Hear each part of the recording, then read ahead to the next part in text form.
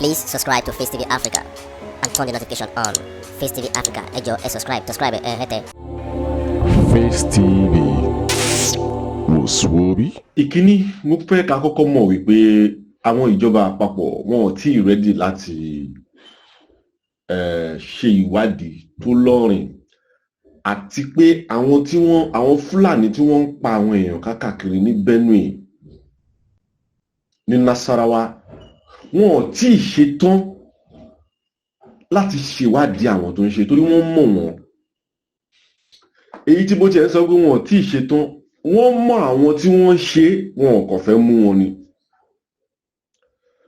Mo máa play fídíò kan fún wa máa kan sọ̀rọ̀ ẹ̀rù jẹ́ ń bà mí pé irú country wo la wà yìí. Kí ni nǹkan ta báwo la ṣe débi ta wà yìí débi wípé àwọn kan lè wà tó yẹ pé citizen country náà ni wọ́n bíi tèmi àmọ́ wọ́n believe pé àwọn kan wà àwọn jù wọ́n lọ. Ẹ jẹ́ kí n play fídíò máa kan fún wa ní kété tí ọ̀rọ̀ wàhálà Benue ṣẹlẹ̀ ní máa yìí ṣe fídíò yìí ni wọ́n ṣe interview fún àwọn ọ̀rọ̀ tó sọ òun gan ní information lọ́wọ́ ju àwọn security agency mi lọ but a lè sọ pé wọ́n ní lọ́wọ́ wọ́n mọ̀ kan tó ń ṣẹlẹ̀ àmọ́ bóyá àwọn kan wà tó lágbára ju ìjọba lọ tó yẹ pé kò sí nǹkan tó fẹ́ tó sí nǹkan tí ìjọba lè ṣe fún wọn. Ìdí nìyẹn tí mo sọ pé a lẹ́tọ̀ọ́ láti wà papọ̀ yàtọ̀ wà láàrin wa. Eléyìí ń sọ̀rọ̀ politics nísìnyí ọ̀rọ̀ báwo la ṣe fẹ́ survive ni ẹ jẹ́ kí n play video máa yẹ fún wa. More than 200 people were killed. When I woke up this morning and I got the story of what happened, the first 7 calls I put across were all killed. Ẹ gbọ́ nǹkan tí máa yẹ sọ. The first 7 call àwọn èèyàn méje tó pè wọ́n ti kú. Ọmọ Benue State lẹni tó ń sọ̀rọ̀ yìí. Ó mọ in and out Benue State.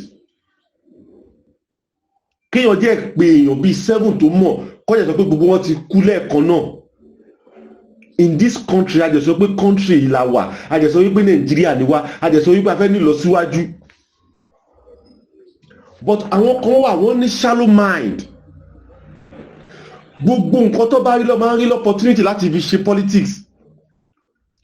You cannot blame a máa blame Tinubu fún àjẹ́ Tinubu blame ẹ̀ fún torí pé ó bá wàhálà yìí ńlẹ̀ ni. Blame ta máa blame Tinubu ni pé no matter how it is President Tinubu á ti mọ nǹkan tó ń lọ ń bẹ̀ yẹn. Bóyá ó wà powerful jùlọ ni láti sọ jáde ni o I don't know. Bóyá ó ju agbára ẹ̀ lọ ni o I don't know. Because somebody you cannot just wake up and say you want to grab this land and start killing people there. Ẹ jẹ́ ká continue. The first 7 guys I called, he tried to call, we're all dead. Exactly. They are all dead. They're all dead. So in my village today, if you speak to someone, just be very rest assured that in the next 1 week or 2 weeks you hear the sad news about that person you've just spoken to. And do you know, before now, just last month, about 20 people were killed in that same village. They are the Fulani, it's not any profiling. They are the Fulani, it's not any profiling. When people want to be politically correct, they will say no, that is it's not, and that is why you see the Sultan of Sokoto will not react to this. Ṣé ọ̀rọ̀ tó sọ yìí, ọ̀rọ̀ tí màmí sọ yìí, it's true. Sultan of Sokoto àwọn ẹ wo time ìgbà tí ọ̀rọ̀ ti Edo ṣẹlẹ̀ tí wọ́n pa àwọn 11 hunters. Ẹ wo bí Sultan of Sokoto ṣe sáré issue statement. Over 200 people ló kú yìí o, Sultan of Sokoto issue statement kankan.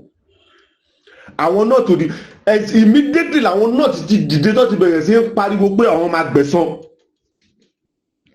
Torí 11 people lásán tó kú. This is getting too much. There is something going on. Tí federal government ò sọ fún wa, there is something going on. Tí Benue state government ò sọ. Tí kìíní bá wà powerful jù yín lọ, tẹ́ bá mọ̀ wípé a lè wà níṣọ̀kan, ẹ jẹ́ kí everybody máa lọ torí èmi gan fúnra mi ò believe nínú Nàìjíríà. The corruption is increasing day by day. The insecurity is increasing day by day. and you believe that ordinary Nigerians should believe in this country. It's not possible. Nígbà tí àwọn citizen kan believe pé àwọn high ju ẹnìkan lọ, tí Fúlàní bá pa èèyàn ní ṣe kankan sí, àmọ́ ẹ jẹ́ kí ordinary Nigeria pa màálù wọn, wọ́n jẹ́ tẹ́ ní ẹmọ́lé fún màálù. Which kind of country is this, President Tinubu? If you know there is a lot of things that you can let people know. Kí ni ìjọgbára mi lọ o?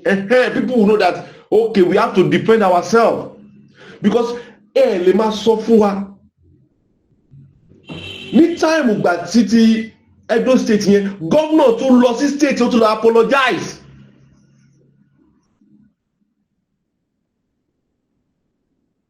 After when just about 11 people were butchered were killed in Edo State, the so-called hunters, they reacted. They put up Northern Elders Forum. They made several press conferences. Many governors stood up. The governor of Edo had to travel to some of these states to go and say sorry. Just 11 hunters. That is alleged hunters. If really they were hunters who were killed. Now 200. Nobody in the north is speaking because it's true. Because that most of the people in the north. Tó jẹ́ àwọn tó jẹ́ ọba kò sí èyí tó sọ̀rọ̀ nínú wọn pé nǹkan tó ń ṣẹlẹ̀ yóò dáa. Jihadi yìí tí tó bá yẹ pé lóòótọ́ ibi ìsàlẹ̀ jẹ́ di jihadi ni o tẹ́ ń sọ tó kóòtù no problem. Jihad and the complete takeover of the land of our people. And let me tell you, so I'm saying it authoritatively. I'm an authority in this area. I was born and raised in Jos. I speak Hausa as my first language. I speak Hausa better than I speak Tiv. And let me tell you, this thing they call intelligence. We are the sources of this intelligence. The government sometimes use the narrative of intelligence to confuse you, as if what they know is different. They know exactly what we know, or we even know better. Because we are the sources of this intelligence. Many of my friends from the adjoining villages in Nasarawa State, who are of different ethnic group other than the Fulanis, anytime the Fulanis are mobilizing, like this attack, they told us day before yesterday. We communicated to the security force. Nothing has been done. One more come and attack. One day inform of security agents wọ́n jẹ́ ṣe nǹkan kan sí. Adẹ̀sọ pé kọ́ máa defend ara wọn. Adẹ̀sọ pé kọ́ máa defend ara wọn. No, just hold on, because this is too much to rush. I'm sorry. Are you saying that you got an intelligence report as a civilian? Your community had an intelligence report about this particular attack that killed over 200 people, and you... my sister, do you know the funny thing? It is no longer secret. It's just like the secret cultism in Nigeria. They gathered their AK-47 in a community called Giza in Nasarawa State, in the boundary between Nasarawa and Benue, in Giza and Kadorko. All our friends from there, and they come out in the open with their this thing. They hold a meeting openly. You know, they are going to strike in Hirota, and then some people begin to bid them farewell. Allah Kulafia. May God take you safely. May God take you safely. Yes, they came in more than 100 bites. Listen, but that is how your country has degenerated. That these things are done in broad daylight. It has degenerated. And let me tell you, let me also shock you. About 7 soldiers, I'm saying it as it is, about 7 soldiers joined them from the Giza, the community, are joining my own village. They arrested one who uttered all this. Sherry, the security agents, I don't think we are doing enough, because it's CDS Musa saying that, oh, Alati, fence our borders were Alati Shikiniko. Now, the Benue people and Nasarawa people believe that those people who is coming to their land, this thing is land grabbing. One believe we are one million. Even conference border ten sorry. Tó bá yìí sọ pé àwọn làwọn nílẹ̀ kò tí ì lè stop until tẹ́yìn the federal government bá wá sọ pé okay àwọn Nasarawa people àti Benue people kọ́ kò lórí ilẹ̀ yẹn.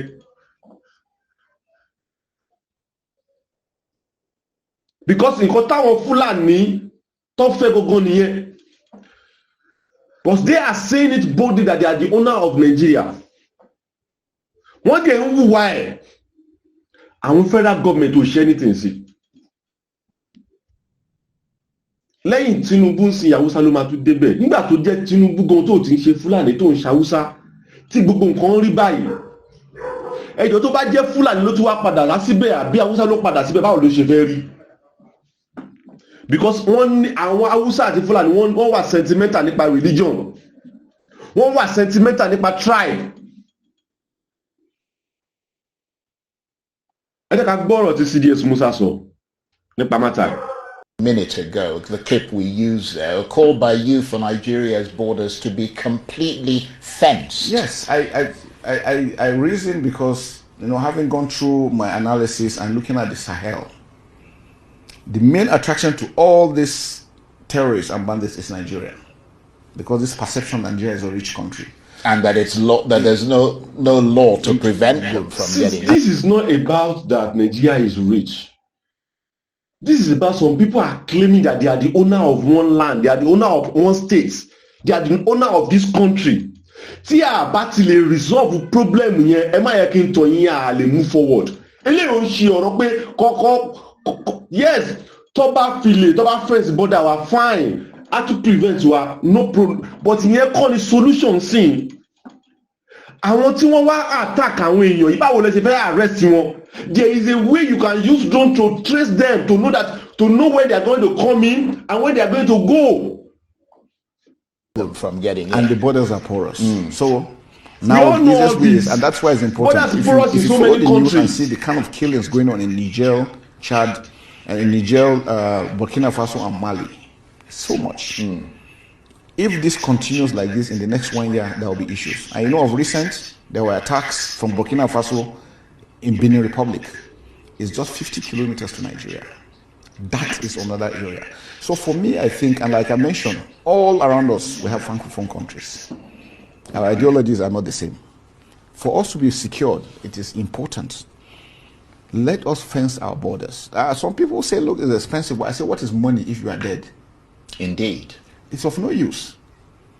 So countries that have sat down and have analyzed and seen that, look, strategically is important, because once you fence that area, you use technology now. You have cameras, you have drones that will go. It reduces the manpower you need to engage in that area, and it could be used for elsewhere.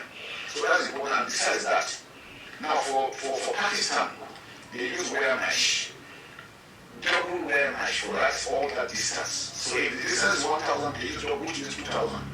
And they use concertina wire, so that even if you penetrate here before you get through here, you are seen and action is taken. That has given them respite. That's what we are looking at. We have a job testing, we have all news in Nigeria. We will use them what to do anywhere. We just tax them from there, like they can produce what we need. And then we do it. Like you see the level of employment we're going to, opportunities we're going to bring in those aspects. And the most critical one for us now, even if we were to start, let's start with Nigeria and Nigeria. That's the most dangerous, because the other crowds, that's where they're coming here. The people that are coming from the Sahel are coming, these guys are coming in all through those areas. So that's why it's critical. If we start from there, and we can start state-wise. At the same time, each state will start on its own. And before you know it, we're there. Yes, so that's a good point. Actually, mo accept the point yìí. Tí each state náà bá ń fence border wọn, ó máa help láti mọ èèyàn tó wọlé àti èèyàn tó ń jáde. But at least àwọn èèyàn tó wá ń pa àwọn èèyàn yìí, if tí ìmúdòkọ tẹ bá padà wá fèsì gbogbo kìíní yẹn, tí ẹ bá ti bẹ̀rẹ̀ sí arrest àwọn tó ń ṣe kìíní yẹn, it's still the same thing.